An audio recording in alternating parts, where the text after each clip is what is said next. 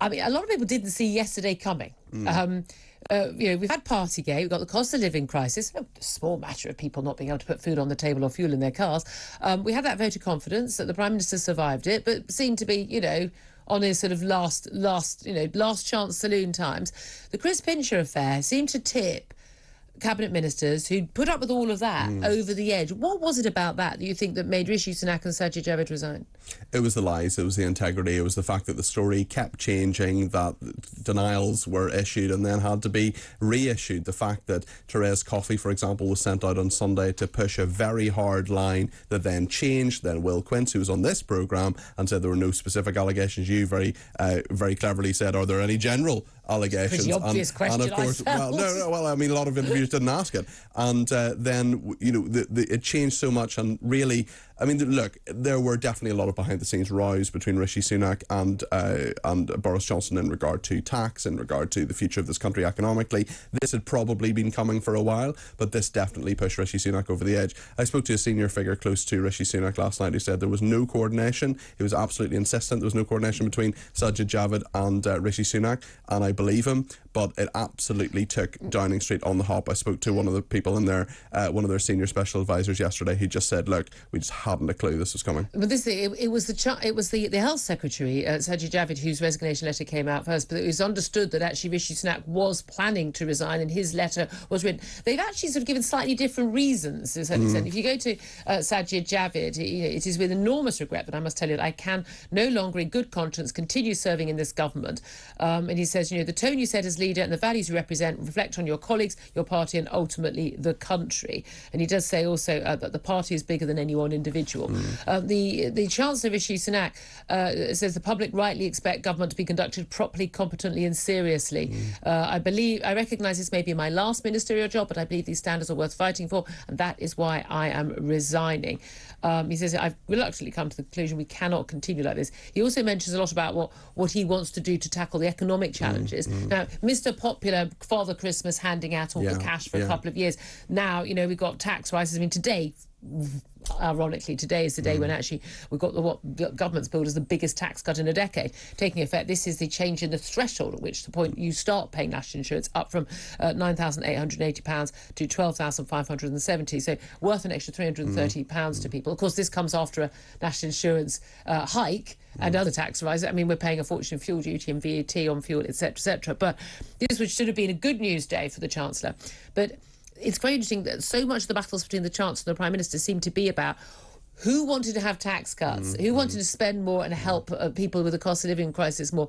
The Prime Minister, when he met with some 80 loyal backbenchers, well, they were last night, we'll see how it goes later this week. Yesterday, he basically sort of strongly hinted that, well, now we can go ahead with the tax cuts that we've wanted. Basically, now Rishi's gone. How true do you think that is? I don't think it's true at all. I think it's very convenient for the Prime Minister, and I think there will be a lot of mud slung at Rishi Sunak, but fascinating to see him. The bookies have him 4-1 to be the next Conservative leader. Weren't we all told that after the revelations about Rishi Sunak's wife having a non-domicile tax status, and basically perfectly legally, but I think most of us feel wrongly, avoiding tax when she lives here and has her home here and her children go to school here, paying tax as if she doesn't live here, effectively.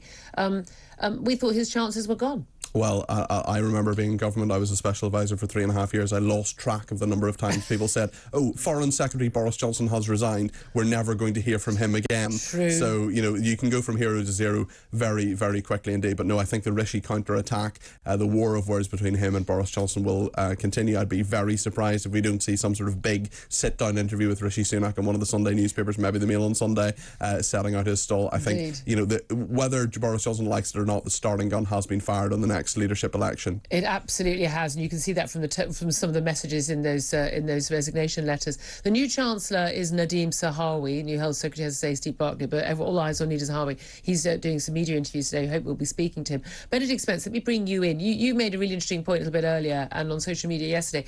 A lot of people saying, what on earth is Nadeem Sahawi thinking, moving from education to be Chancellor?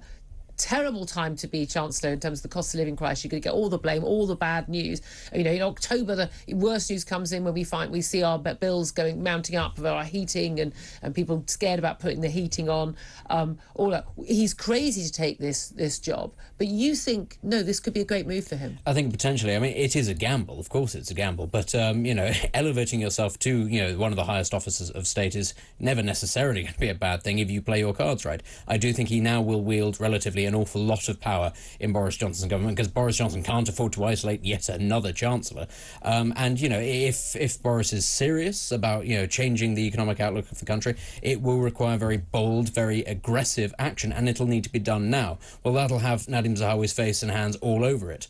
And, you know, if it then does come to a leadership campaign, I think it'll stand him in very good stead long term, because, as you just pointed out, the war of words with Rishi Sunak is about to launch off. Boris Johnson's allies, they're going to fling just as much mud back at him. So as much as, you know, people are talking about Rishi Sunak potentially being the favourite to be leader, I just don't see that happening at all. I think that they will look at him as, you know, sort of the architect of Boris's downfall, and I think they'll do everything in their power to make sure he doesn't get into number 10. I think, therefore, it's a great time to be Nadhim Zahawi, because everybody else will be looking elsewhere.